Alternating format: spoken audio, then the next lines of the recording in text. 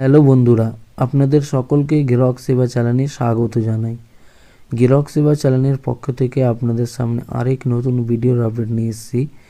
বাংলা যুব সাথী প্রকল্প মাননীয় মুখ্যমন্ত্রী মমতা বন্দ্যোপাধ্যায়ের ঐকান্তিক উদ্যোগে বাংলার যুবসাথী যে প্রকল্পের আবেদন ক্যাম্পে যে করছিলেন, আপনারা তা সরাসরি অনলাইন আবেদন করতে পারবেন। আর ক্যাম্পে যাওয়ার দরকার নেই। আপনারা নিজে থেকেই নিজের মোবাইলের মাধ্যমে অথবা নিকটবর্তী সার্ভার ক্যাফেতে যেয়ে আপনারা অনলাইন আবেদন করতে পারবেন বাংলার যুবসাথী প্রকল্প। বাংলার যুবসাথী প্রকল্প আবেদন করবেন কিভাবে তা আমি এই ভিডিওর মাধ্যমে আপনার দেখিয়ে দেব। তো চলুন, ভিডিওটি স্কিপ করবেন না এবং যারা চ্যানেলে নতুন আছেন চ্যানেলকে সাবস্ক্রাইব করে দিবেন এবং ভিডিও ভালো লাগলে অবশ্যই ভিডিওকে লাইক করে দিবেন। আপনারা সরাসরি যে বাংলা যুবসাথী প্রকল্প যে পোর্টালটি আছে এখানে কিভাবে আসবেন, এর জন্য আপনারা সরাসরি গুগলে আসবেন। গুগলে এসে apas.wb.gov.in বলে সার্চ করবেন। সার্চ করলে যে ফার্স্ট অপশানটা আছে গভর্নমেন্ট অফ ওয়েস্ট বেঙ্গল, সেটাতে ক্লিক করবেন। সেটাতে ক্লিক করলে আপনাদের সামনে একটু সময় নেবে। সময় নেওয়ার পর আপনাদের সামনে গভর্নমেন্টের ওয়েবসাইট যে পোর্টালটি আছে সেই পোর্টালটি আপনাদের সামনে ওপেন হয়ে যাবে। এখানটা আপনারা দেখতে পাচ্ছেন Bangla Yuvasathi click to apply. এই যে এখানে নিউ বলে অপশান আছে ক্লিক টু অ্যাপ্লাই, সেটাতে ক্লিক করবেন। সেটাতে ক্লিক করলে আপনাদের সামনে আরেকটি নতুন পেজ ওপেন হবে। একটু সময় নেবে, তারপর পেজটি ওপেন হয়ে যাবে। ক্লিক টু অ্যাপ্লাই করার পর আপনাদের সামনে আরেকটি নতুন পেজ ওপেন হবে। এখানটায় আপনাদেরকে যে আপনারা অনলাইন আবেদন করবেন তার জন্য যা ডকুমেন্টসগুলো দেওয়া হবে বা আপলোড করতে হবে কি কি তা আমি আপনাদেরকে স্টেপ বাই স্টেপ জানিয়ে দিই।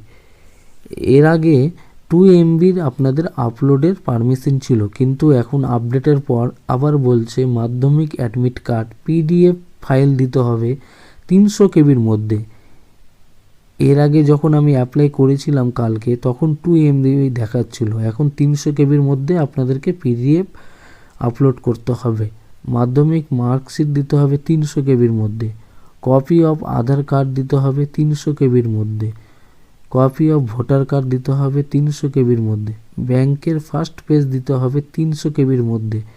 সমস্ত কিছু আপনাদেরকে PDF আপলোড করতে হবে। JPG আপলোড করলে সাপোর্ট নেবে না, অবশ্যই PDF আপলোড দিবেন। Copy of SC ST OBC certificate,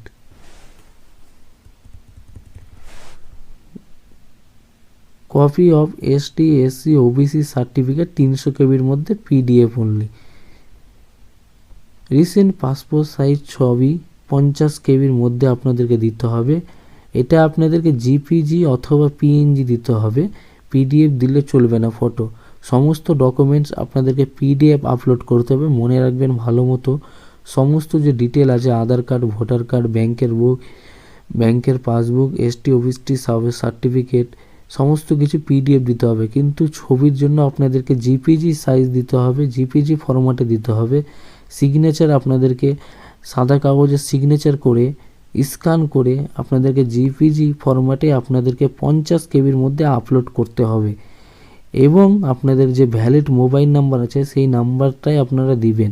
যেটা নাম্বার আপনাদের পাশে আছে, যেটা আপনারা ইউজ করেন সেই নাম্বারটি আপনাদেরকে দিয়ে আপনাদেরকে লগ ইন করতে হবে।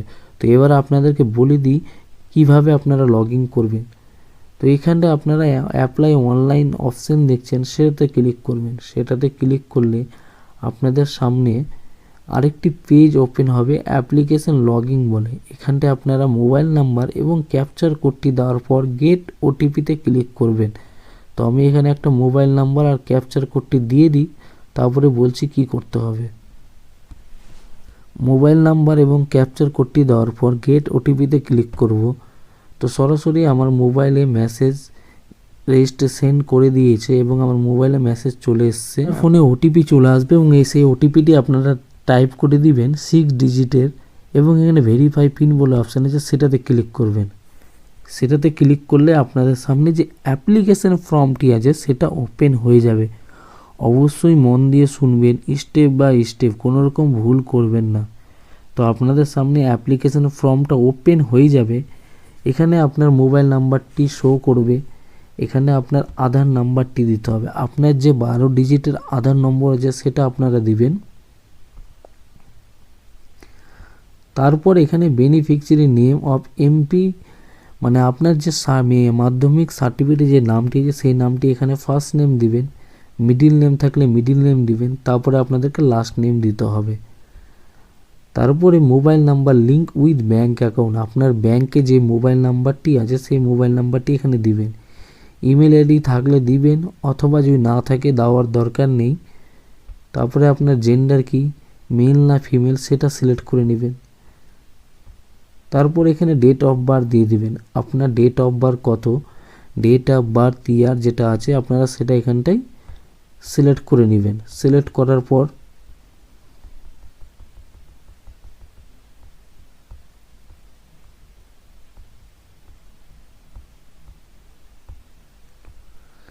ডেট অফ বার্থ সিলেক্ট করার পর আপনার 1/4/2024 বয়স কত হবে সেটা শো হয়ে যাবে।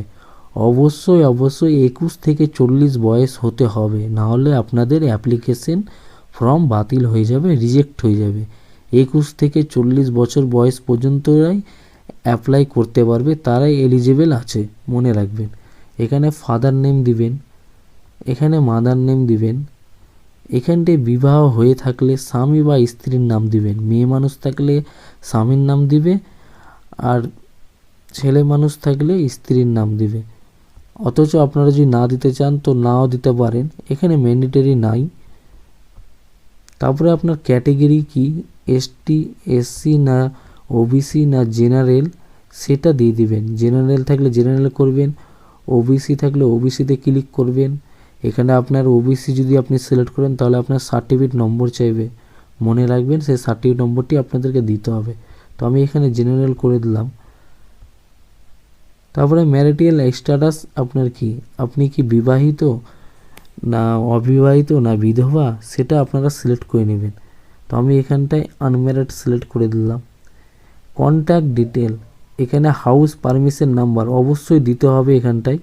এখানে আপনার যে হাউস নাম্বারটি আছে সেটা আপনাদের ভোটার লিস্টে যে ভোটার লিস্টটি আছে সেই ভোটার লিস্টে আপনাদের হাউস নম্বর থাকে, অবশ্যই আপনারা দেখতে পাবেন। তো আপনার যদি জানা থাকে অবশ্যই দিয়ে দিবেন। এখানে হাউস নাম্বার দিতে হবে, এখানটা আপনার ভিলেজ টাউন সেটা কি সেটা দিয়ে দিবেন। এখানে আপনার পোস্ট অফিস দিয়ে দিবেন। এখানে আপনার ডিস্ট্রিক্ট কী পড়ছে সেই ডিস্ট্রিক্টটা আপনারা সিলেক্ট করে দিবেন। তারপরে আপনার ব্লক না মিউনিসিপ্যালিটি সিলেক্ট করবেন। আমি এখানটায় মিউনিসিপ্যালিটি সিলেক্ট করলাম এবং আপনার কি মিউনিসিপ্যালিটি পড়ছে সেটা আপনারা সিলেক্ট করে দিবেন। আপনারা যদি ব্লক থাকে তো ব্লকে ক্লিক করবেন এবং ব্লক আপনার কি পড়ছে সেটা আপনারা এখানটায় দিয়ে দিবেন। এইভাবে করে সিলেক্ট করে নেবেন, মনে রাখবেন।